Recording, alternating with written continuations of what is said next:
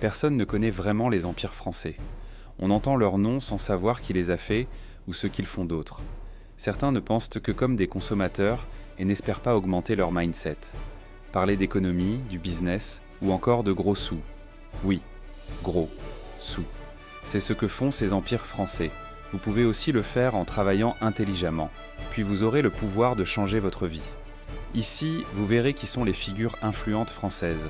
Des réussites spectaculaires et des stratégies implacables, du pouvoir insolent et de la détermination. Abonnez-vous et encouragez-nous avec un j'aime et ne manquez pas votre dose d'inspiration pour mieux comprendre le pouvoir et l'influence en France. Donnez votre avis en commentaire. Chaque semaine, une nouvelle vidéo pour élargir vos connaissances.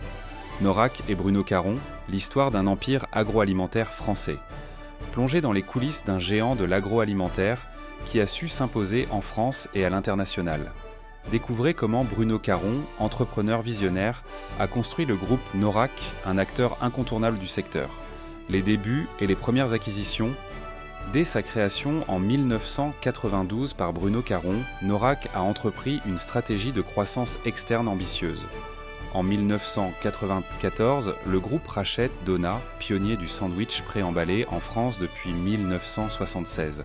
Cette acquisition permet à Norac de se positionner solidement sur le marché du snacking, répondant ainsi à une demande croissante des consommateurs pour des repas rapides et pratiques.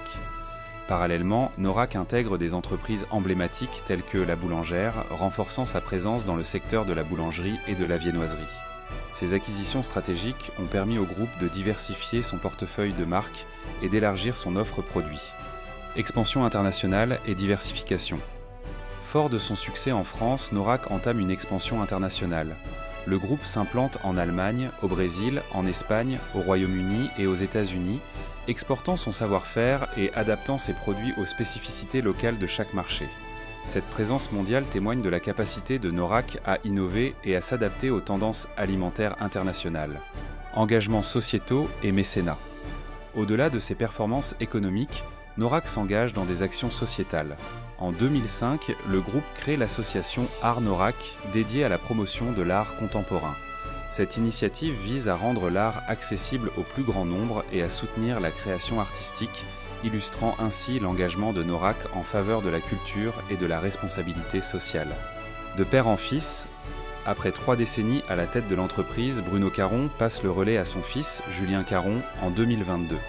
Cette transition marque une nouvelle étape pour le groupe qui continue de se développer tout en restant fidèle à ses valeurs d'innovation, de qualité et de respect des traditions culinaires.